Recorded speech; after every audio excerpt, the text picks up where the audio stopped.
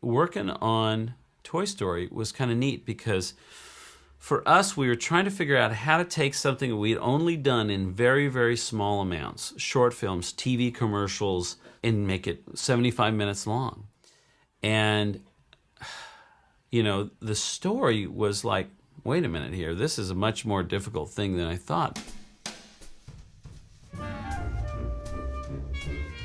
When we started with Disney, they had people who had had a lot of experience making films, and they had been through it, they knew what to do. So we looked to them as initially as they're going to school us, they're going to teach us how to work. Here's like the first year on the film was like, we would board a sequence, and then Tom Schumacher and Peter Schneider would fly up, and they would give us tons of notes on the boards, changes to make, ways to improve it to make it better. And then we would turn around those notes, and then we'd fly down to Disney, pin up our boards, and they'd give us more notes. And we'd even make changes that night, and then like at 6 a.m. or 7 a.m. the next morning, very early mornings, we would pitch it to Jeffrey Katzenberg. And then he would rip them all apart. Jeffrey Katzenberg, who at the time was chairman of the Disney Studios and had great interest in animation, would always be pushing for what he called edge. And the Woody character became wildly unappealing at one point. Woody? Now what? Woody, I'm having a little difficulty. Slink, how hard can it be? We assembled this it was like maybe first half of the movie on story reels. And then we went down to Disney to screen it.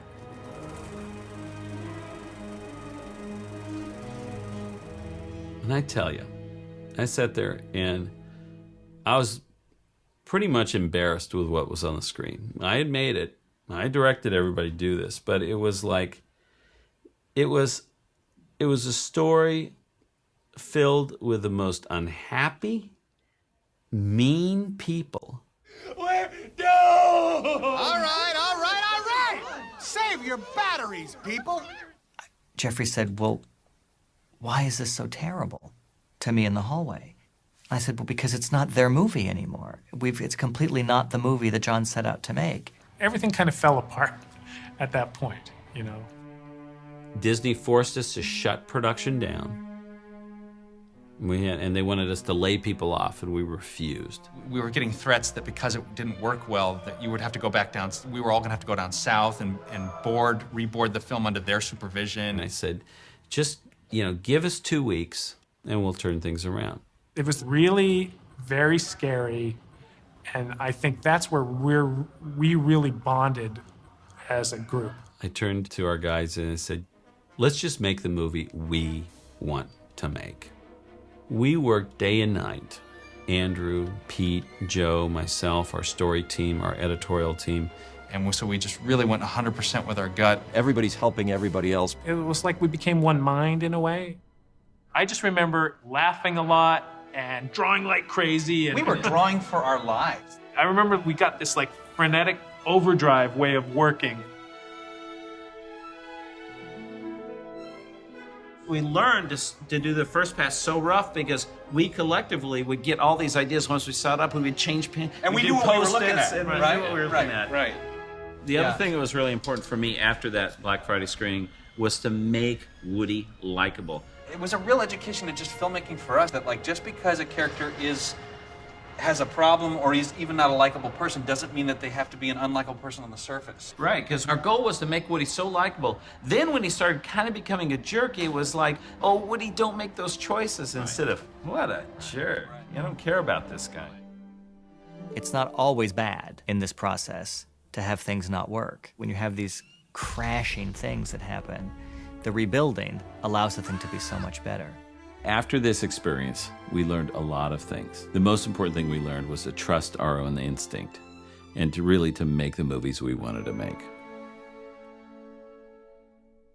Okay, now, this is the reel that we showed on Black Friday before we re-envisioned Woody's character. It's, it's bad. It's really bad. It's kind of rough to watch these days. But hey, for history's sake, I think it's important to see, So this takes place right before they go to Pizza Planet. And all of the other toys are placing bets as to to see who Andy's going to take, either Woody or Buzz Lightyear. Woody! I'd just like to wish you luck. I know you'd do the same for me. Oh, yeah, well, yeah, there you go. Yeah. Whoa! Ho!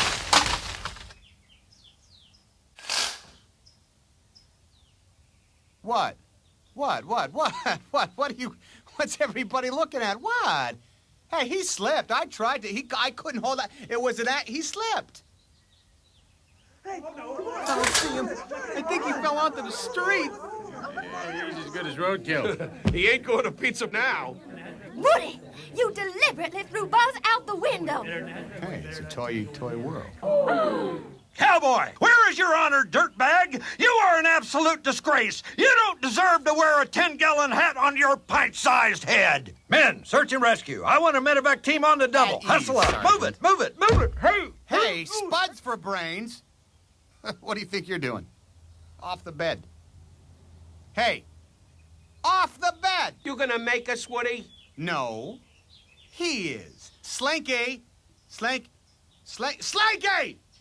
Get up here and do your job! Are you deaf? I said take care of them! I'm sorry, Woody, but I have to agree with them. I don't think what you did was right. What? Am I hearing correctly?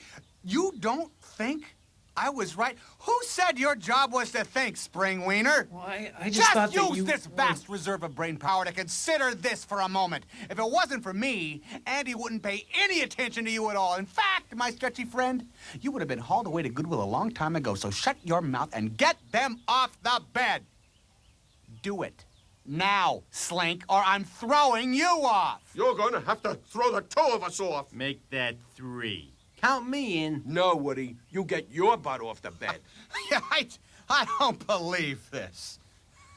Are you threatening me? Yeah. Get off the bed, ranch hand, or we're throwing you off. You and what army? Here he is, that dirtbag. Frag him. Move. Take no prisoners. Go for him. Go for the kill. 1, 2. Stop! Don't throw him off the bed. Yeah. Throw him out the window like he did to Buzz. No, come on.